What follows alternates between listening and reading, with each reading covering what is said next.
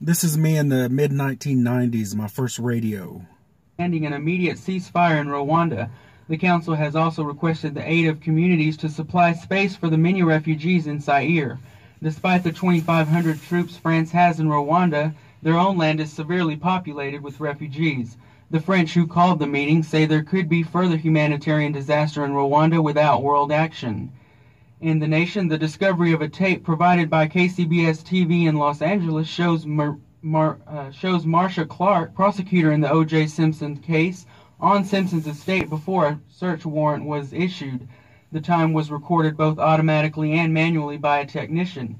The tape shows Clark on the estate just 17 minutes before the warrant was signed. However, legal experts say this evidence can only be relevant if defense attorneys can prove Clark was assisting in the search. In other national news, Whitney Houston suffered a miscarriage last Friday while on tour in Houston, Texas.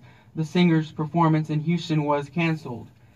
In the state, Seagraves, Texas will honor their town this Saturday with their third annual Celebrate Seagraves Festival. The 77-year-old town's name originated from Mr. Charles Seagraves, who rode into this small West Texas community in the early 1900s. At that time, Charles Seagraves was a railroad agent. Eventually, his name would represent this town and a railroad as well. Festivities begin at 8 a.m. tomorrow morning.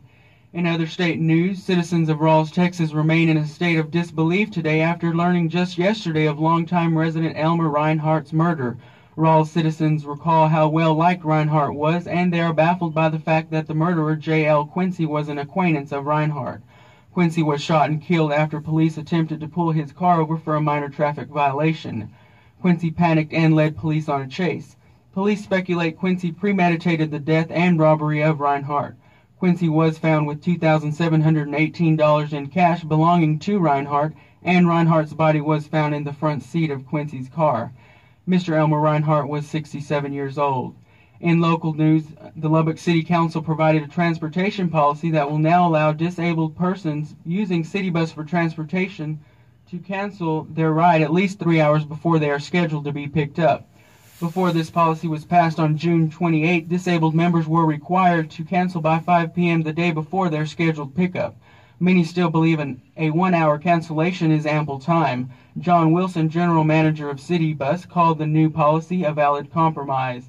Yesterday, Lubbock City Council members discussed the advantages and disadvantages of each possible site for the planned multi-purpose arena.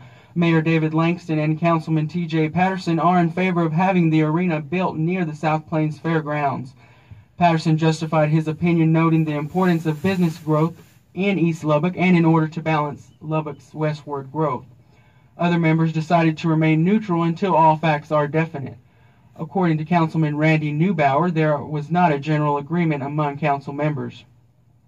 A public hearing focusing on the multi-purpose arena site will be held in late August. And finally, in less than 1 hour, Democratic U.S. Senate candidate Richard Fisher will be here in Lubbock with supporters. Senate candidate Richard Fisher will be in the community room of the Mahon Public Library at 4 o'clock this afternoon. From Lubbock, Fisher will campaign in Borger and Pampa. For the KTXT News Update at 3, I'm James Doty. For the KTXT FM Lubbock News at 3, I'm James Doty. In international news, the Clinton administration has begun aiding Rwandan refugees by airlifting supplies to help fight what President Clinton calls a human catastrophe. Cholera has literally claimed hundreds of lives. Doctors are reported to have counted 800 bodies along a road extending only 5 miles. President Clinton's plan includes about $185.4 million in aid. In Sarajevo, a humanitarian airlift was canceled Thursday after a U.S. Air Force transport plane was hit by small arms ground fire. Defense Secretary William Perry said he was forced to cancel the visit after the airport was closed. No one was injured. However, in a similar incident, an unidentified American was hit in the left thigh. The American was taken to Split, Croatia, and no information was given on his condition. In the nation, O.J. Simpson's arraignment on double murder charges in the June 12 stabbings of his ex-wife Nicole Brown and her friend Ronald Goldman began today at 12:30 in the afternoon. In other national news, 4 Oklahoma boys were at their home when a man intruded through their front door. The 4 brothers scattered throughout the home. The 2 oldest brothers ran to their parents' bedroom to retrieve their stepfather's .357 Magnum and to call 911. When the stranger proceeded with the break-in, the 13-year-old fired through the bedroom door. The intruder stumbled to the front yard and died. Detectives found a 15-inch screwdriver and a pocket knife on the body. District Attorney David Moss ruled the incident a justifiable shooting. In state news, the capital murder trial of Fidel Castillo continued today at the district court in Plainview. Castillo is accused of fatally beating Ray Lewis, a 25-year-old Wayland Baptist University student, last year. Yesterday, during cross-examination, defense attorney Val Varley attempted to discredit David Hoblet, a Lubbock pathologist who performed the autopsy on Lewis's body. Hoblet believes Lewis died from massive multiple blunt force trauma to the head. Hoblet admitted he was not a board-certified forensic pathologist.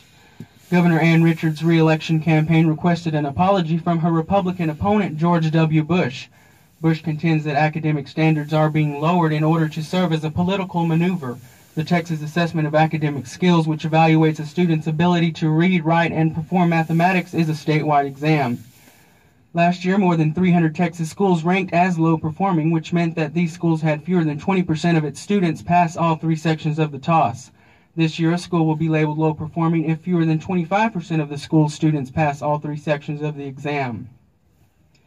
In local news, Juan Valadez, the 41-year-old man accused of killing 2-year-old Leon Rivera, had a $500,000 bond set by the Justice of the Peace, Tom Head, and was charged with intentionally causing injury to a child, a first-degree felony. An autopsy revealed that the toddler suffered a skull fracture and a blow to the abdomen. Valadez confessed to the location of the child on Monday during a police interview. Criminal District Attorney Travis Ware said this case is one they want to present as soon as possible, which will be the first week in August. And Daniel Trevino admitted to the shaking of his daughter, but denied he ever threw her on a bed and suffocated her. Yesterday, a jury sentenced Trevino to 7 years in prison. Because Trevino had no prior felony convictions, he is eligible for probation. And finally, on a more positive note, St. Mary's of the Plains Hospital will celebrate their 8th annual neonatal intensive care unit reunion.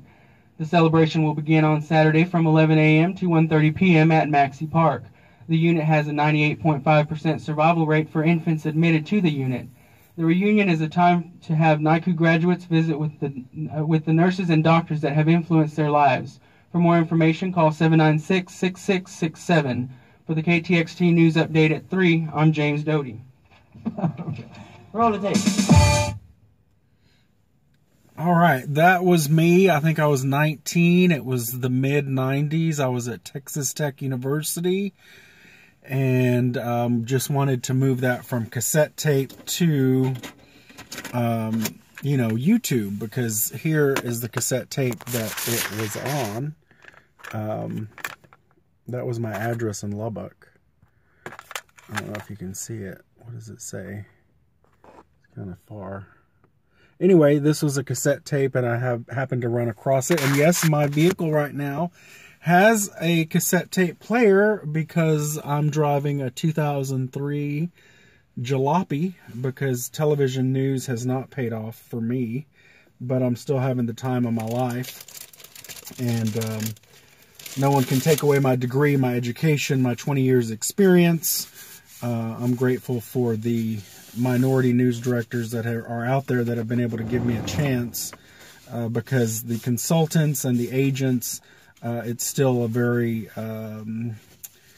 difficult arena for minorities to maneuver because the general managers are still the white male. Thankfully, a lot of the news directors are women, and women research shows they go by the book, and hopefully they're just hiring qualified people. But without minority news directors, I would not have had 20 years in Texas, so I'm grateful for that. But life isn't fair, and thank God for that. I think this year I earned $37,000. The most I ever earned was, around $55,000, and that was with a lot of overtime. Actually, I guess as a news director, I earned $70,000, but that was for 15 months, and then I was fired by 2 racists. And that company quickly fell apart after that. And hopefully the bad leaders and racist leaders are not in there anywhere else much longer. All right. Anyway, I just wanted to share those with you. James Doty was my my name given at birth.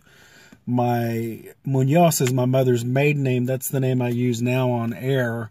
And I don't know what my real last name is as a, who my biological father is. So maybe one day I'll find that out. But no matter if I don't, I had a good stepfather with a surname Mendoza who was very helpful and came into my life when I was 5 years old. All right, go make your life worth it and help someone else. Bye now.